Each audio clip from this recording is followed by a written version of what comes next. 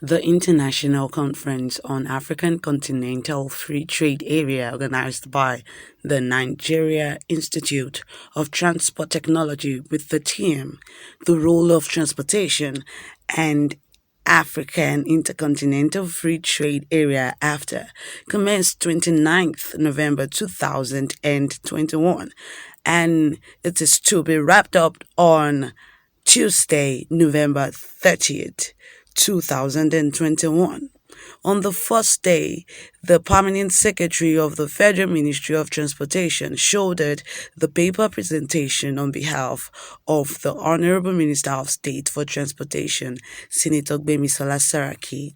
According to her, the main objective of the conference is to create a single continental market for goods and services, ensuring free movement of businesses and investment, paving way for accelerated economic growth and inclusive shared prosperity amongst African countries.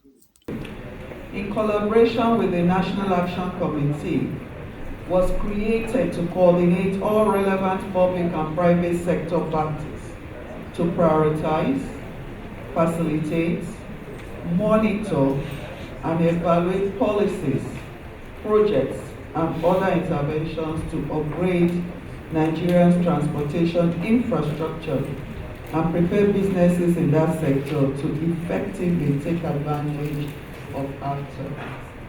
In order to actualize these objectives, the Transport Infrastructure and Services Readiness Workstream and the National Action Committee Secretariat realized that there were some readiness requirements in the AFTA provisions that needed to be prioritized to sufficiently fast-track Nigeria readiness.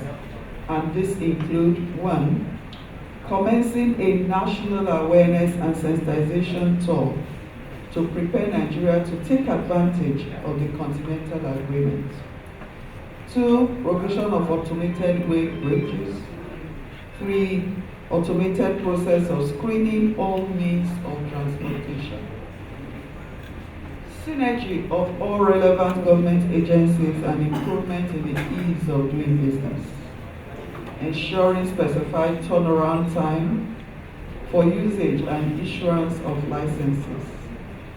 Ensuring periodic training of officers to build capacity, just like what we are doing today.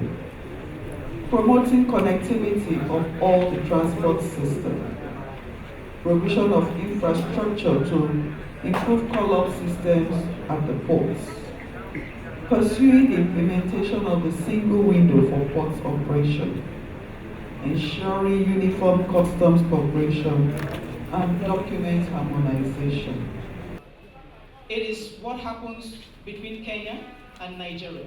How do the goods, though they are at zero tariffs, how will they move from Nigeria to Kenya? How will they move from South Africa to Cairo? How will they move from Morocco to Senegal? This is where the transport sector comes in. So, in essence, to actually be able to realize the goals of the African Continental Free Trade Area, which is to create a single market for goods and services. It is not possible without transportation. It is transportation that will move the raw materials to the factories where the goods will be produced. It is transportation that will ensure that they move from the factories to where actually exchange of goods would take place. It is transportation that will move the labor to where they will be needed. So, transportation is an enabler. It is key to the goals of the African Continental Free Trade Area.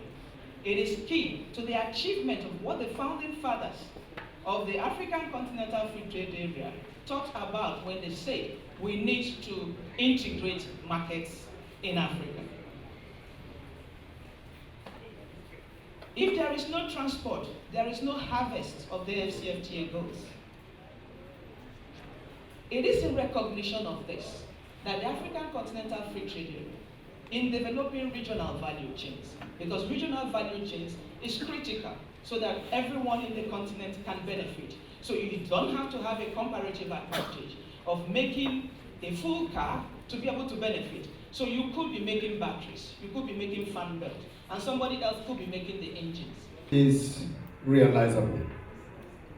The role of transportation in African Continental Free Trade Area cannot be overemphasized, as the agreement will create and connect the largest trade area in the world, measured by the number of countries participating.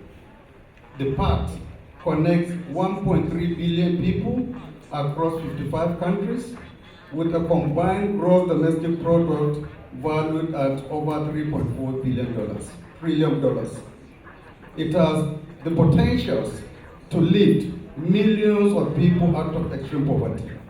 But achieving its full and ultimate potential will depend largely on putting in place significant policy reforms and trade facilitation measures. The scope of African Continental Trade Area is large. The agreement will reduce tariffs among member countries and cover policy areas such as trade facilitation and services, as well as regulatory measures such as sanitary standards and technical barriers to trade. Full implementation of African Continental Free Trade Area will reshape markets and economies across the region and boost output in the services, manufacturing, and natural resources sectors. As the global economy is in turmoil due to the COVID-19 pandemic, creation of the vast African Continental Free Trade Area regional market is a major opportunity to help African countries diversify their exports, accelerate growth, and attract foreign direct investments. Furthermore, creating a continental-wide market will require a determined effort to reduce all trade costs. In general, this will require legislation and regulations to enable the free flow of goods, capital, and information across borders. Create competitive business environments that can boost productivity and investment, and promote increased foreign competition and foreign direct investments that can raise productivity and innovation by domestic firms.